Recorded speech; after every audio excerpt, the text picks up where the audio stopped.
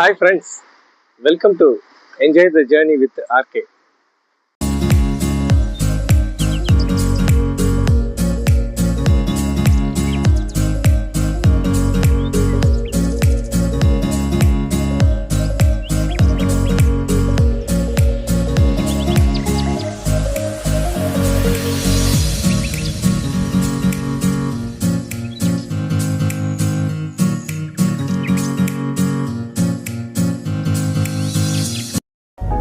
Friends, இன்னைக்கு நான் சிதம்பரத்துலேருந்து 15 kilometres டிஸ்டன்ஸில் இருக்கிற கொடியம்பாளையம் வில்லேஜுக்கு தான் போயிட்டு இருக்கேன். இந்த வில்லேஜில் இருக்கிற ஒரு ஐலாண்ட் பீச் தான் நம்ம பார்க்க போகிறோம். கொடியம்பாளையம் ஐலாண்ட் பீச் ஒரு டூரிஸ்ட் ஸ்பாட்டாக டெவலப் ஆகிட்டு இருக்கிற ரொம்ப ஃபேமஸ் ஆகாத அந்த கோஸ்டல் ஏரியாவுக்கு தான் இப்போ ட்ராவல் பண்ணிட்டு இருக்கேன்.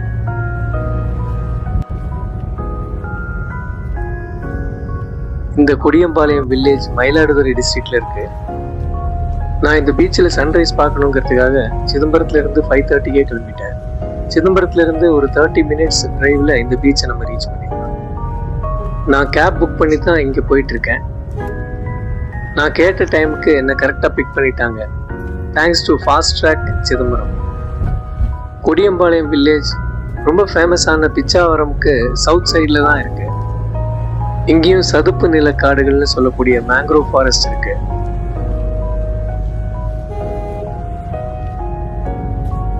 இப்போ நம்ம இந்த ரோட்டோட 2 பக்கமும் பேக் வாட்டர்ஸ் பார்க்குறோம். இந்த வில்லேஜுக்கு ஒரு பக்கம் கடல் இருக்கு, இன்னொரு பக்கம் கொள்ளிடம் ரிவர். மற்ற எல்லா பக்கமும் பேக் வாட்டர்ஸ் இருக்கிறதுனால தான் இது வந்து ஐலாண்டுன்னு சொல்றோம்.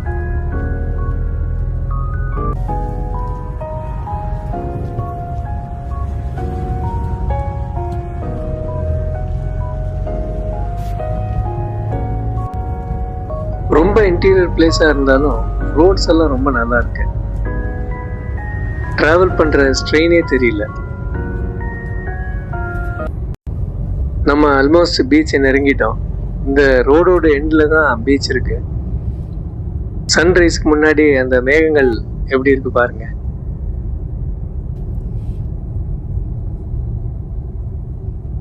சூப்பரா இருக்கு.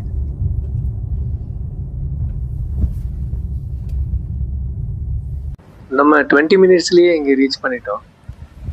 நமக்கு முன்னாடியே கொஞ்சம் பேர் இங்கே பீச்சில் இருக்காங்க.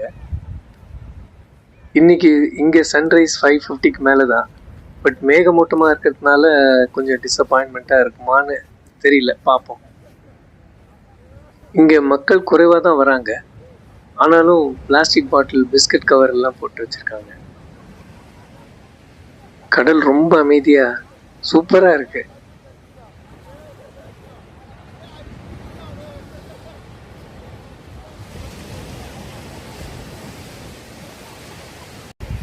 இந்த மேகமூட்டத்துக்குள்ளேயும் சூரியனை கொஞ்சம் பார்க்க முடியுது.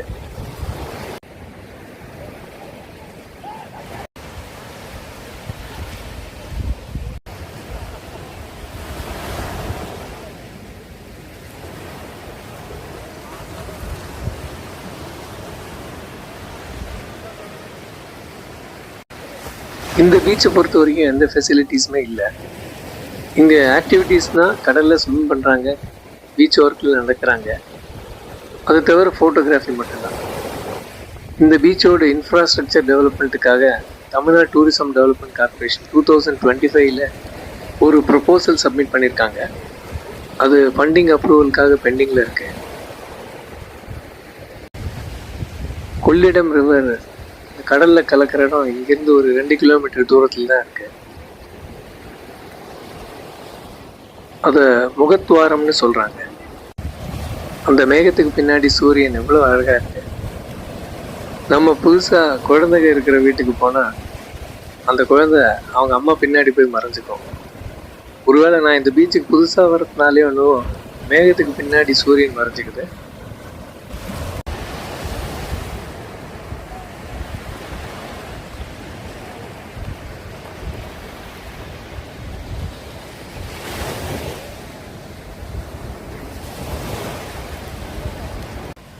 இப்போ டைம் 6:20.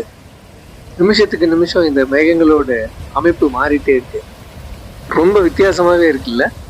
இந்த ஃபார்மேஷன் எப்படி இருக்குன்னு பாருங்க. இந்த இந்த அழகான அமைதியான பீச்சை விட்டு கிளம்புறேன். நான் இப்போ பீச்சில் இருந்து கிளம்பி கொடியம்பாளையம் வில்லேஜ்குள்ளே போய் தோணித்துறைக்கு போகிறேங்க. போட்டிங் பாயிண்ட் இது 1 கிலோமீட்டருக்கு மேலே வருது. ஃபுல்லாக ஆஃப் ரோடு தான். கொள்ளிடம் ரிவர் கடலில் கலக்கிற முகத்துவாரத்தை பார்க்க முடியுமான்னு தான் போயிட்டுருக்கேன். இங்கே அப்ரூவ்டு போட்டிங் சர்வீஸ் எல்லாம் கிடையாது. இந்த தோணித்துறையில் ஃபிஷிங் போட்ஸ் தான் இருக்குது. அதுவும் தமிழ்நாட்டோட ஈஸ்ட் கோஸ்ட்ல ஃபிஷிங் பேன் 61 டேஸ்க்கு இருக்கிறதுனால இப்போ இங்கே யாருமே இல்லை. இப்போ டைம் 7 மணி கூட ஆகலை. 10-11 மணி பக்கம்னா கூட லோக்கல் போட்மேன் யாராவது நம்மளை கூப்பிட்டு போக வாய்ப்பு இருக்கு. இங்க தண்ணி கம்மியாக தான் இருக்கு. அந்த நடுவில் போகிறது தான் கொள்ளிடம் ரிவர். இங்கே நமக்கு முன்னாடி இருக்கிறது பேக் வாட்டர்ஸ்.